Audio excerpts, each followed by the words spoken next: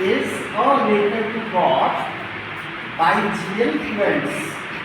तो कहानी मैंने आपको बता दी है, तो फिर आज क्या नया बताने वाला हूँ?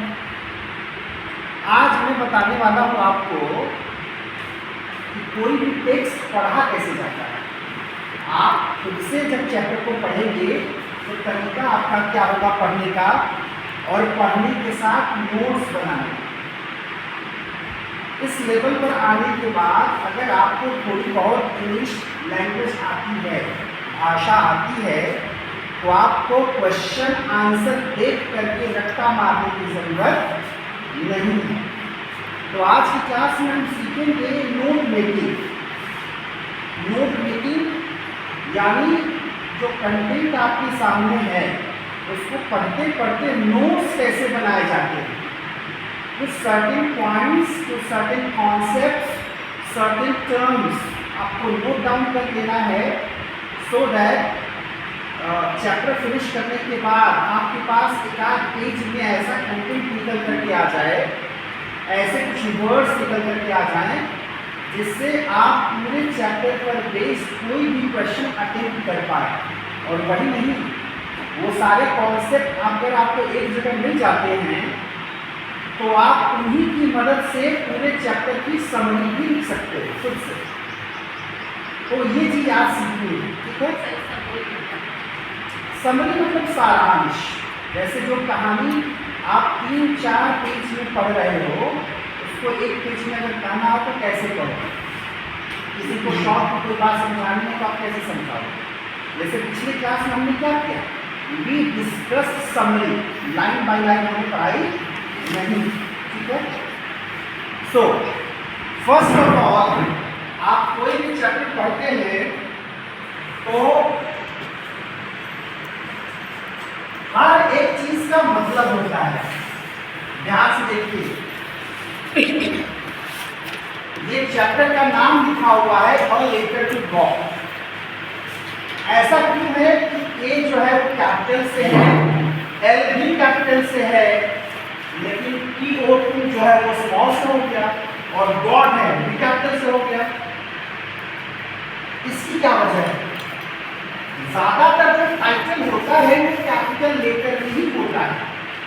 बीच में कहीं कोई प्रीपोजिशन अगर आएगा या कोई आर्टिकल अगर आएगा तो वो स्मॉल लेटर से होगा बीच में। ये भी एक आर्टिकल ही है, लेकिन ये शुरू में आया है इसलिए कैपिटल है, ठीक है। ये एक प्रीपोजिशन है, बीच में आया है इसलिए ये स्मॉल लेटर है। बाकी ये जो गॉड शब्द है ये कहीं भी लिखोगे आप, अगर ये ईश्वर की बात कर रहा है तो ये हमेशा कैपिटल जी से ही होगा।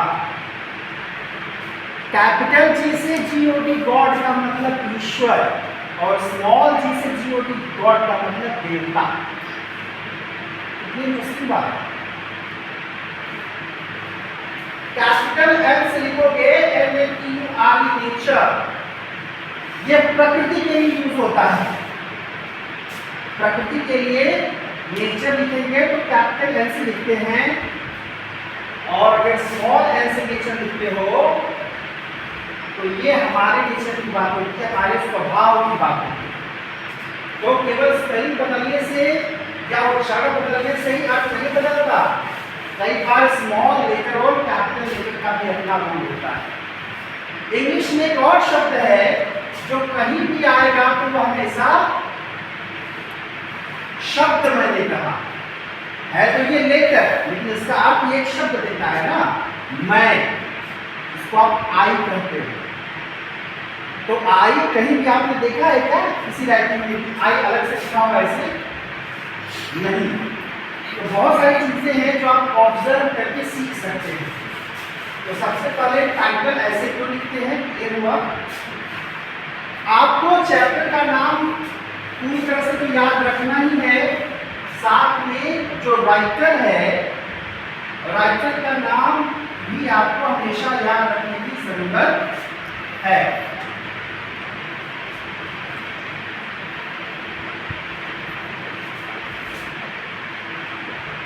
ठीक है, जीएन फ्रेंड्स या फ्रेंसी जो भी कहना चाहिए। अब शुरू करते हैं text. They say faith can move mountains। हमारी जो श्रद्धा है, हमारा जो विश्वास है, कह रहा है उससे पर्वत तक हिल सकता है। इससे कहानी मुझे याद आती है कि एक दफा किसी गांव में सूखा पड़ गया। लोगों ने डिसाइड किया कि आज सभी एक साथ बैठकर प्रार्थना करेंगे ताकि बारिश हो। सारे लोग प्रार्थना करने इकट्ठा हुए। वहां एक बच्चा था जो प्रार्थना करने आया तो था, लेकिन छाता नहीं। That's called faith। वो इतने पूरे विश्वास के साथ आया था कि हम प्रार्थना करेंगे तो बारिश होगी। तो फेथ वो चीज होती है। तो बात ये है कि फेथ माउंटेन को हिला सकता है। और जब माउंटेन की बात आती है तो मुझे यूं ही याद आ जाते हैं दशरथ मांझी। नाम सुना है? दशरथ मांझी, जिनकी जिंदगी पर एक फिल्म बनी है, मांझी पर माउंटेन मैन। नवाजुद्दीन सिद्दीकी ने लीड रोल किया है। यूट्यूब पर अगर फिल्म अवेलेबल हो तो जरूर देखना।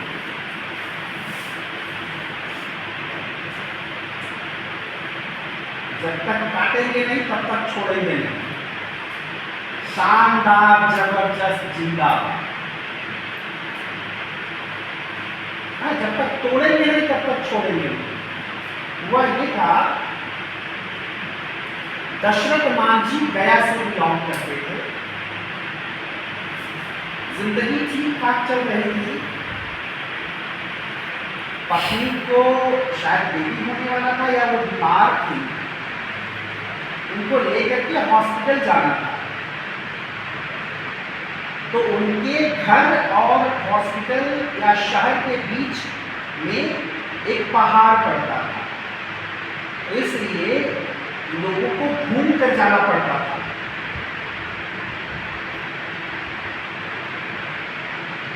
उसको लेकर गए पत्नी को अपने को, लेकिन देर हो गई जाए।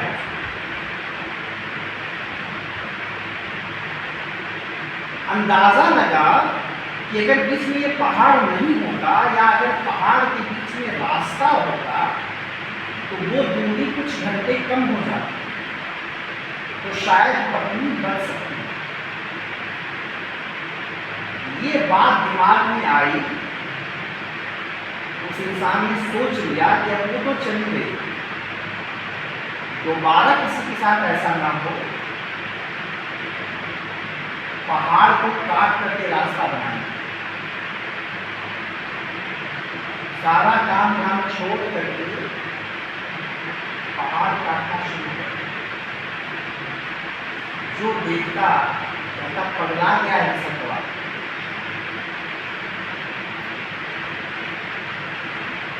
सबकी बातें सुनते रहे लगभग 20 या 22 साल तक। पहाड़ काटने का काम करते हैं और अंत में वहां से तो उन्होंने जो 22 साल तक किया, तो अभी हम उनके बारे में यहाँ बात करें। तो क्या था? विश्वास था। मैंने कहा ना कि फेथ कैन मूव माउंटेन्स। पहाड़ तक तो हिला सकता है फेथ, लेकिन बात यह है कि हम किस चीज में फेथ रख रहे हैं। What should we put our faith in? This is the question this story delicately poses. कि हमें किसमें विश्वास रखना है। तो यहाँ पर we are having a character। उस कैरेक्टर का नाम है लेंचो। लेंचो एक आदमी है, बाई प्रोफेशन क्या है वो, ही इज अ फार्मर, वह एक किसान है। क्या करता है, क्या खास है उसमें, who writes a letter to God, वो ईश्वर को खत लिखता है, इसीलिए when his crops are ruined, reason क्या है,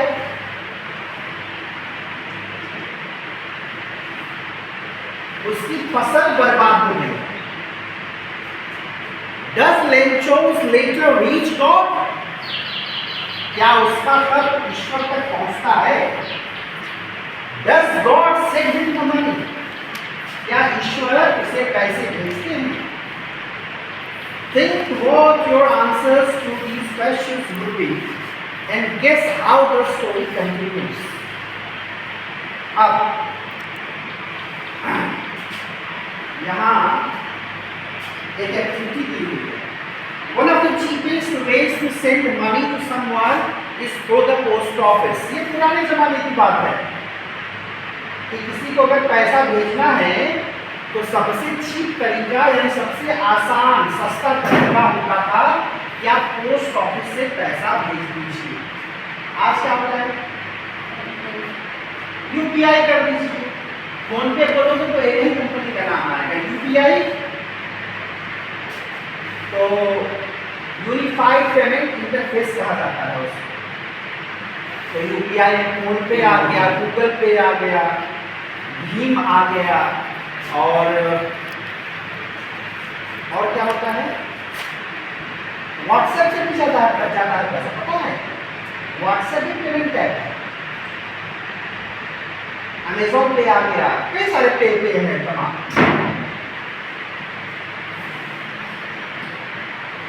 आजकल नावी यूपीआई का प्रचार काफी आता है। तो have you ever sent or received money in this way? तो आप कहां से रिसीव करेंगे और भेजेंगे, आपको फोन पे करते हैं। As you read the instructions, discuss with your teacher in class the meanings of these words. तो अगर आप जाएंगे पोस्ट ऑफिस किसी काम से तो कुछ शब्द आपको मिलेंगे, क्या, काउंटर, काउंटर जहां कोई बैठता है, counter, appropriate, acknowledgement, counterfoil, record। अब ये सारे जो वर्ड्स यहाँ पर लिखे हुए हैं इनकी मीनिंग क्या हो सकती है, आप डिक्शनरी से पता करें, ये मैं नहीं कह रहा, आपको खुद पता है। और जब पैसे भेजे जाते थे पोस्ट ऑफिस से तो उसे क्या कहा जाता था, मनी ऑर्डर, नाम सुना है?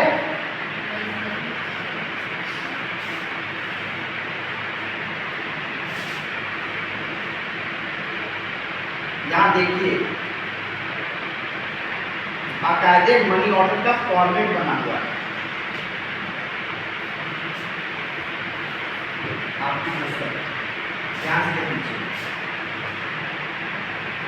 चलिए अब मुद्दे पर आते हैं, मेन कहानी।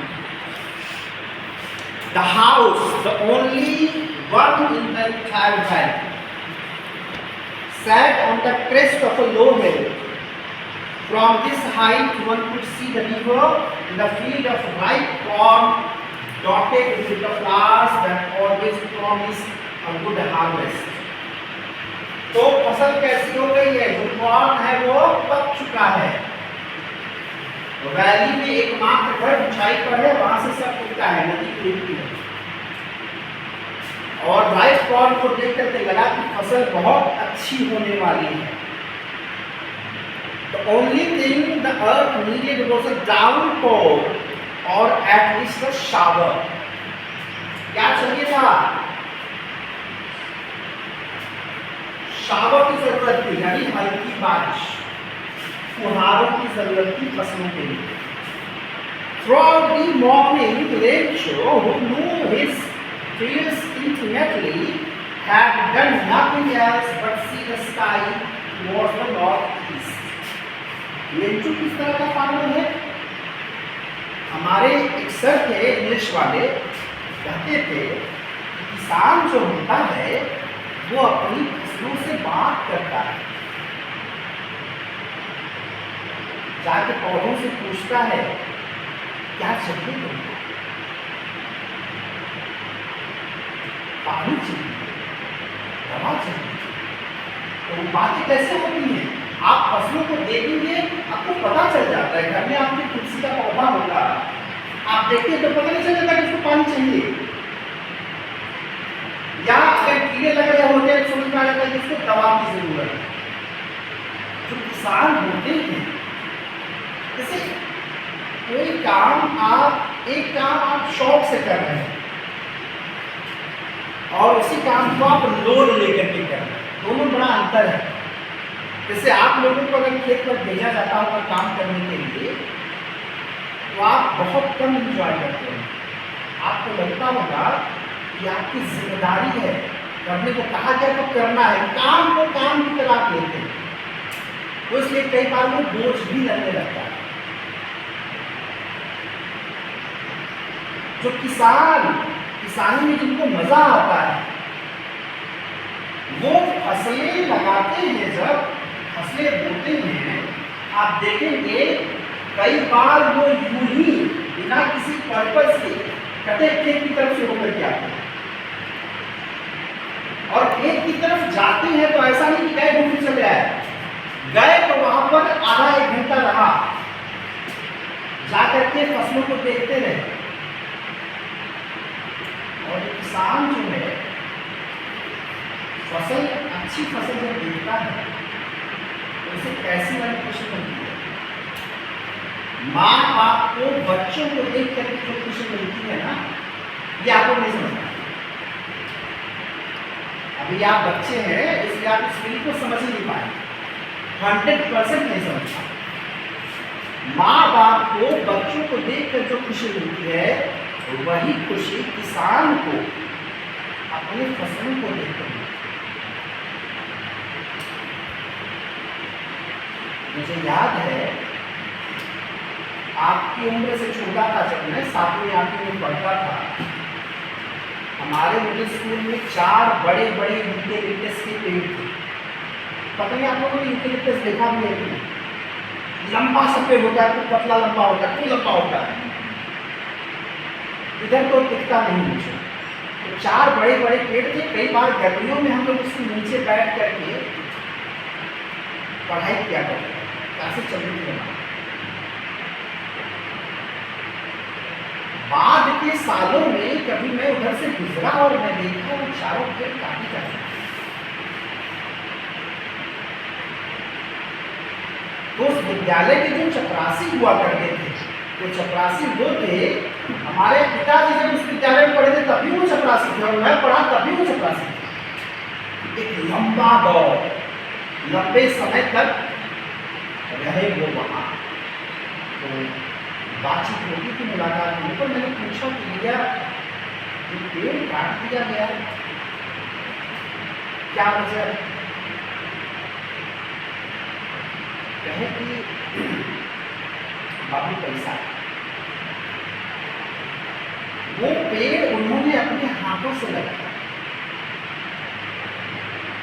उनका कहना था कि जब उन पेड़ों को काटा जा रहा था मुझे लगा मेरे बेटे को कोई मार रहा है।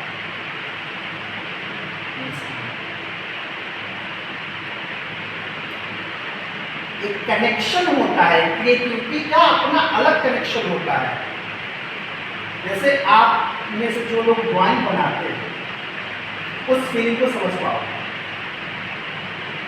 आप मन लगा करके ड्राइंग बनाते हो, एक बेस्ट ड्राइंग निकल करके, पेंटिंग निकल करके आती है, तो जो एक भीतर से आपको ओवरवेलमिंग एक्सपीरियंस होता है, आह्लाद होता है, वो करने वाली चीज नहीं देते हो, महसूस करने वाली। और किसी ने अगर उसे फाड़ दिया तो भीतर से यही वाली फीलिंग आती है कि हम भी उसको फाड़ ना। ये है क्रिएटिविटी की खुशी। ठीक है, जितने क्रिएटर्स हैं जो क्रिएट करना जानते हैं, जो अच्छे डांसर्स हैं, जो डांस करते हैं अच्छा, वो भी चाहते हैं, क्यों चाहते हैं वो डांस करके उसकी अच्छी रिकॉर्डिंग हो, क्योंकि वो एक क्रिएशन है, एक कंटेंट निकल करके आ रहा है। They want that to be recorded. है मुद्दे पर आते हैं। तो लेंचो जो है ऐसा किसान है कि उसको पता है कि उसकी फसलों को क्या चाहिए। तो पता है कि फसलों को राइट क्रॉप हो चुका है, लेकिन एक हल्का डाउनफॉल या शावर की उसको जरूरत है, और बार बार वो आसमान की तरफ देख रहा है और फिर अंदाजा लगाया, now we are really going to get some water. Woman अपनी बीवी से बात कर रहा है, जैसे गाँव घर में रहता है, ए मेरा जानत करो, है ना, वो तरीका है ये वुमन कहने का। चाहे उस शब्द के जगह पर कुछ और जो लोग अपनी पत्नी के लिए शब्दों का इस्तेमाल करते हैं। The woman who was preparing supper replied, "Yes, God willing." तो जो पत्नी है उसकी, वो क्या कर रही है? सपा बना रही है। सपा क्या होता है? रात का खाना। खास करके फ्रेंच में ये वर्ड यूज किया जाता है। नॉर्मली सपा खाने का समय ज्यादा रात का होता है, 10-11 बजे के बाद खाया जाता है, उसको सपा कहा जाता है।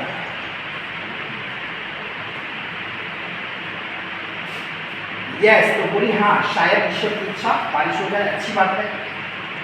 The older boys were working in the field while the smaller ones were playing near the house until the woman called to them all. जो बड़े बच्चे हैं, अब ये नहीं लगे पता चल गया कई सारे बच्चे हैं, जो बड़े बच्चे हैं उम्र में वो खेत पर काम कर रहे हैं और जो छोटे हैं वो खेल रहे हैं। और ये एक लाइन आपको बताती है कि कब किसको क्या करना चाहिए। ये उम्मीद नहीं होनी चाहिए कि बच्चा अभी छोटा ही है उसको काम पर लगा, तो कहते हैं ना, ये तो इसके खेलने खाने की उम्र है। तो जब खेलने खाने की उम्र हो उस समय काम नहीं करना चाहिए, जिंदगी में तो काम करना ही है। तो सबको खाने पर बुलाई, कहा उसने come for dinner. It was during the meal. अच्छा, मील का मतलब भोजन होता है। ये मील प्रयोग किया जा सकता है कभी भी जब आप खाना खा रहे हैं। ठीक है, खाना खाते समय क्या हुआ? Just as Lencho had predicted, जैसे कि उसने भविष्यवाणी की थी, big drops of rain began, पानी की बड़ी बड़ी बूंदें गिरने लगी, began to fall. In the northeast, huge mountains of clouds could be seen approaching. आप माउंटेन जानते हैं, माउंटेन मतलब पहाड़। आप क्लाउड भी जानते हैं, क्लाउड मतलब बादल, लेकिन अगर फ्रेज हो जाए माउंटेन्स ऑफ क्लाउड मतलब बादलों का पहाड़। बादलों का पहाड़ का मतलब बहुत ज्यादा बादल, और बहुत ज्यादा बादल का मतलब खतरा। The air was fresh and sweet. हवा ताजी और बढ़िया हवा बह रही थी। The man went out for no other reason than to have the pleasure of feeling the rain on his body. ये फ्रेज देखिए, pleasure of feeling the rain। महसूस किया है कभी? बिल्कुल क्या होगा? जब बारिश होती है तो पहली बारिश एसिडिक रेन होती है, अम्लीय वर्षा। पहली बारिश में नहीं निकलना चाहिए बाहर, क्योंकि तमाम जो पॉल्यूशन होता है वो सब धुल करके उसी में पानी को एसिडिक बना देता है। तो उसमें अगर आप नहाओगे तो आपको स्किन इन्फेक्शन होने का खतरा होता है। ठीक है, बाकी बाद की जो बारिश है क्या होना चाहिए, अपना अपना तरीका है एंजॉय करने का। कुछ लोग बारिश में बरामदे में बैठ करके बारिश का गिरना देखते हैं, और खास करके गांव घर में जब वो पानी की बूंदें मिट्टी से टकराती है और मिट्टी से जो सुगंधित खुशबू आती है, उसका सोनापन कुछ लोगों को बड़ा प्यारा लगता है। और कुछ लोग जो बड़े बनने के चक्कर में चुपचाप बैठे रहते हैं, कुछ लोग ऐसे होते हैं जो बड़े होकर के भी बच्चों वाले दिमाग के होते हैं, या अपनी हरकतों से बच्चे होते हैं, जो कि हर इंसान को होना चाहिए। वो सब छोड़ छाड़ करके निकल जाते हैं बाहर बारिश। कुछ लोग घर के आंगन में, घर के सामने, कुछ लोग छत पर चढ़ करके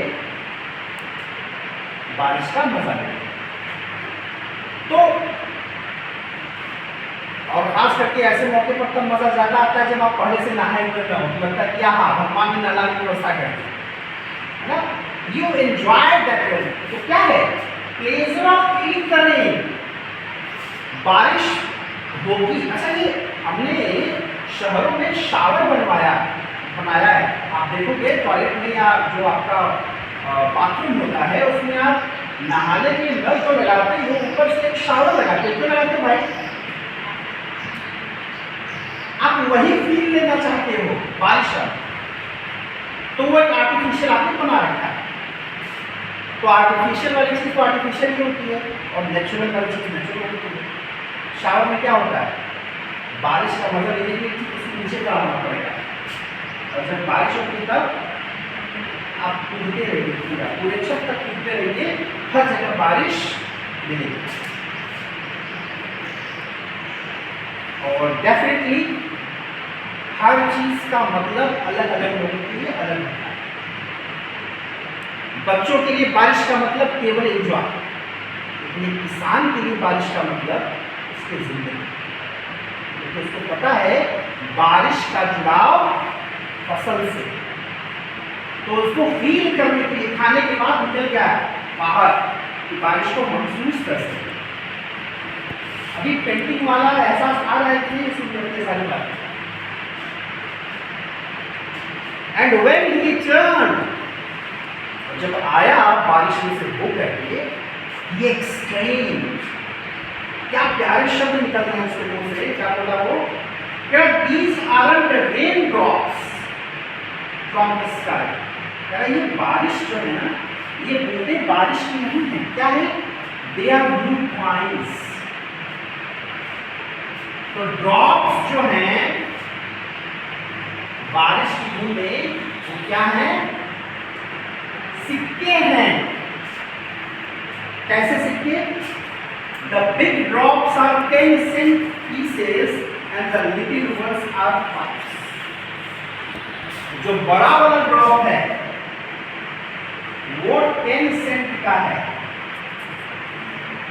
जैसे हमारे यहाँ रुपी चलता है, वहां सेंट चलता है। ठीक है, हमारे यहाँ सिक्का रुपी में होता है, रुपया में, वहां सेंट चलता है। जो स्मॉल वाला है वो 5 सेंट का है। यानी ऐसा मान कर चलो अपने अंडरस्टैंडिंग के लिए, ये कह रहा है जो बड़ी बड़ी बूंदें हैं वो 10-10 के सिक्के हैं, और जो छोटी छोटी बूंदें हैं वो 5-5 के सिक्के हैं। यानी अभी तक सब कुछ बढ़िया चल रहा है। फिर with a satisfied expression he regarded the field of ripe corn with its flowers। बड़े एकदम संतुष्ट होकर के वो देख रहा है बारिश हो रही है। Wrapped in a curtain of rain, ऐसा लग रहा है कि बारिश की चादर ओढ़ा दी गई है। इमेजिन करो, बारिश को चादर के रूप में इमेजिन करो, चादर ओढ़ा दी गई है फसलों। This reminds me of one of my students बड़ी अच्छी आर्टिस्ट थी वो। उसने एक पेंटिंग बनाई थी। एक महिला जो है वो रेत में मटके में पानी लेकर के जा रही है और उसके पैर के जो पदचिन्ह है, फुटप्रिंट्स हैं जो उसके, वो आगे ज़्यादा अच्छे से विजिबल है, पीछे आते आते वो फेड होते जा रहे हैं। यानी वो फुटप्रिंट्स पीछे आते आते धीरे धीरे गायब होते जा रहे हैं, आगे बढ़ते कम गायब। उनको ये ऐसा क्यों है? तो कहा कि सर वो रेत में चल रही है ना, हवा बह रही है, तो पीछे जो फुटप्रिंट्स बन रहे हैं वो गायब होते जा रहे हैं। आप उसकी खूबसूरती को इमेजिन कीजिए, आप पेंटिंग देखिए, आपको समझना है कि ये ऐसा है तो क्यों। लेकिन फिर क्या हुआ? But suddenly a strong wind began to blow. यहां तक सब कुछ सही चल रहा है, लेकिन अचानक से हवा बहुत तेज हो गई। अगर थोड़ा बहुत आप लोगों को अनुभव होगा तो जब फसल लगी होती है और बारिश होती है तो हमारे गार्जियन खुश होते हैं, लेकिन जब हवा तेज बढ़नी शुरू होती है तो किसान डरने लगते हैं। क्यों? क्या होगा? फसल लौट जाए। धान हो या गेहूं, अगर समय से पहले लौट जाएगा तो क्या होगा? हल्का हो जाए। जो फसल पूरी तरह से राइट होकर के मजबूत होकर के कट कर आती है वो भारी होती है। एक टर्म होता है भोजपुरी में पहिया। पहिया जानते हो? गेहूं जब धुलते हो पानी में तो देखा है गेहूं जैसी भी कोई चीज होती है जो पैर के ऊपर आ जाती है। वो देखने में गेहूं जैसा होता है लेकिन उसमें जान नहीं होती है कि नहीं? उसको बोलते हैं पहिया। या लहसुन, जब कहते लहसुन मर गया, समझ नहीं? लहसुन पूरा का पूरा खड़ा जो होता है यूज करते हो आप, और दूसरा लंबे समय तक रख दो चुपचाप तो वो रखे रखे मर जाता है। मर जाता है मतलब इतना सूख जाता है कि आप खाओगे तो थोड़ा भी भारी लगेगा ही नहीं, उसको छीलोगे तो कहीं कुछ नहीं लगेगा, गायब चीज। वो सिचुएशन हो जाती है। जब क्या होगा? जब तेज हवा बहनी शुरू होगी। Suddenly a strong wind began to blow and along with the rain very large hailstones began to fall. तो अभी तक big drop small drop 10 cent और 5 सेंट हो रहा है, लेकिन ये विंड आ गई और विंड के साथ हेलस्टोन आ गया।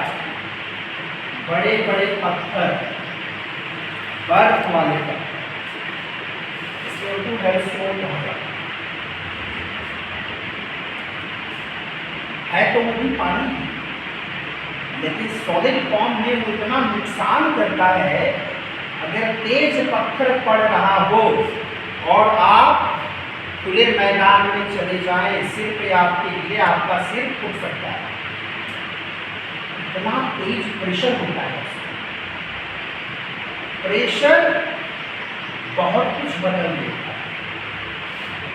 नॉर्मली पानी में अगर आप कूदते हो तो आप सेफ रहते हो, ये होता ना, जैसे कूदे हो आप तो ऐसे तो आप सेफ बच जाते हो, चोट नहीं लगती। लेकिन ज्यादा ऊंचाई से अगर आप पानी में कूदोगे तो क्या होगा पता है? अगर आप ढंग से नहीं कूद पाए तो पानी में कूदना आपकी जान ले लेगा। आप जितनी ऊंचाई से कूदेंगे पानी में उतना प्रेशर एग्जर्ट होगा। गलती से अगर आप सीने के बगल पानी में कूदते हो तो यहाँ आके धड़ से पानी जो है ना इतनी तेज चोट देगा जितना आपको ये डेस्क देता है उससे कहीं अधिक देगा।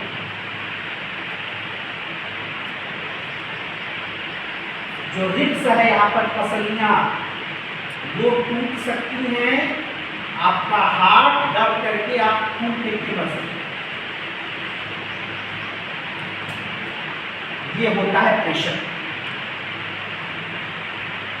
साथ का एक लड़का था, एक एक्सीडेंट हुआ था उसका, ट्रैक्टर चलाते समय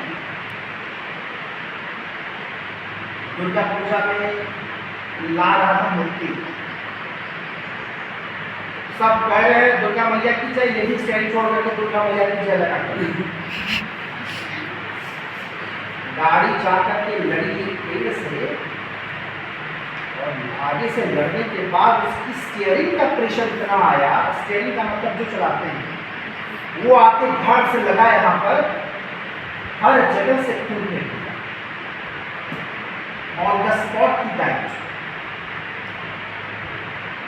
प्रेशर इतनी खराब चीज है। और जो बीपी लोगों को होता है क्या है? प्रेशर तो है, बीपी ब्लड प्रेशर। प्रेशर का सब खेला है। बीपी से हार्ट अटैक भी होता है और बीपी से हाइमरेज भी होता है। हाइमरेज क्या होता है? पता है? हैमरेज का मतलब एक्सेसिव ब्लीडिंग। एक्सेसिव ब्लीडिंग कब होती है? खास करके ब्रेन हैमरेज होता है। इतना प्रेशर आएगा कि आपके दिमाग की नस फट जाती है और भीतर फट गई, उसको कहते हैं इंटरनल ब्लीडिंग। भीतर अगर वो फटा और भीतर खून बहना शुरू हुआ, उसको रोका नहीं जा सकता। बाहर की ब्लीडिंग उतनी खतरनाक नहीं है, चोट लग गई, कट गया, या हड्डी टूट गई, या हाथ कट गया, पैर कट गया, ब्लीडिंग हो रही है, उसको बचाया जा सकता है। लेकिन भीतर अगर ब्लीडिंग हो गई, इंटरनल ब्लीडिंग, मामला खतरनाक है। ब्लड प्रेशर का रीजन है हमारी जो कैपिलरीज हैं, ब्लड वेसल्स जो हैं हमारी, उनका एक निश्चित दायरा होता है। आप ऐसे समझो कि अलग अलग तरह की पाइप यूज करते हो आप पानी यूज करने के लिए। जैसे आपने देखा होगा घर वगैरह धुलने के लिए या कूलर में पानी डालने के लिए आप कौन सी पाइप यूज करते हो? इतनी मोटी आती है, प्लास्टिक वाली, ठीक है। खेतों में सिंचाई करने के लिए वो पाइप यूज करते हो क्या? नहीं करते ना। अगर वो पाइप लगाओगे तो क्या होगा? टाइम में नहीं, वो पाइप भी फट जाएगा। पानी इतनी तेजी से इतनी ज्यादा मात्रा में निकल करके आता है कि वो पाइप चल नहीं पाएगी। तो हमारे वेन्स के साथ भी वही होता है। हमारी जो नसें हैं, हमारी जो कैपिलरीज हैं, जिससे ऊपर ब्लड जाता है, तो ब्लड जाने के लिए उसका एक रास्ता बना हुआ है। कई बार क्या होता है, ब्लड हमारा मोटा हो जाता है, गाढ़ा हो जाता है। तो जब गाढ़ा हो जाएगा तो क्या होगा? पाइप में से पानी निकाल रहे हो तो पानी बह रहा है आराम से, उसी पानी में तुम मिट्टी घोल करके उस पानी को गाढ़ा करो तो क्या होगा? तेजी से नहीं जाएगा पानी, रुक रुक के जाना शुरू हो जाएगा। और जब रुक के जाएगा तो पानी उसमें ज़्यादा रुकेगा, और ज़्यादा रुकेगा तो उसको प्रेशर बढ़ेगा। ऐसे होता है ब्लड प्रेशर। जब आपका खून गाढ़ा हो जाए तो वो प्रेशर बढ़ा देगा। तो वही जब तक सहेगा आपकी कैपिलरी जब तक कंट्रोल कर पाएंगे, नहीं कर पाएंगी तो खून का आना जाना हाथ से है, इसलिए हाथ को बांधना या हाथ फैल जाएगा। आई बात समझ में? इसीलिए जो हाई ब्लड प्रेशर होता है उसकी जो दवा होती है उसका काम ही होता है आपके खून को पतला करना। आपका खून जब पतला होगा तो आराम से फ्लो करेगा और इससे प्रेशर कम होगा। लेकिन खून ज़्यादा पतला होने का एक रिस्क है। जब आप दवाएं लेते हैं बीपी की, खून पतला होता है तो आपको कहीं अगर कट लगेगा तो खून जब बहेगा तो ज़्यादा बहेगा, रुकेगा। आप देखिए हो, खून रुकने के लिए उसका गाढ़ा होना जरूरी है। आप देखो कहीं से चैन नहीं, अगर बहुत गाढ़ा हो जाए तो बीपी बढ़ जाएगी, आप बहुत पतला हो जाए तो बीपी तो ठीक रहेगी, लेकिन कभी ब्लीडिंग अगर हो गई तो आदमी ब्लीडिंग से ही मर जाएगा। अति सर्वत्र वर्जयेत्। किसी भी चीज की अति जो है वो हमेशा खतरनाक है। अब ज्यादा पढ़ा होगा तो हो सकता है आप लोग का दिमाग ही ब्लास्ट करने लगे, तो इसलिए आज यही रुकते हैं। अलग तरीका से पढ़ा चैप्टर, पढ़ाई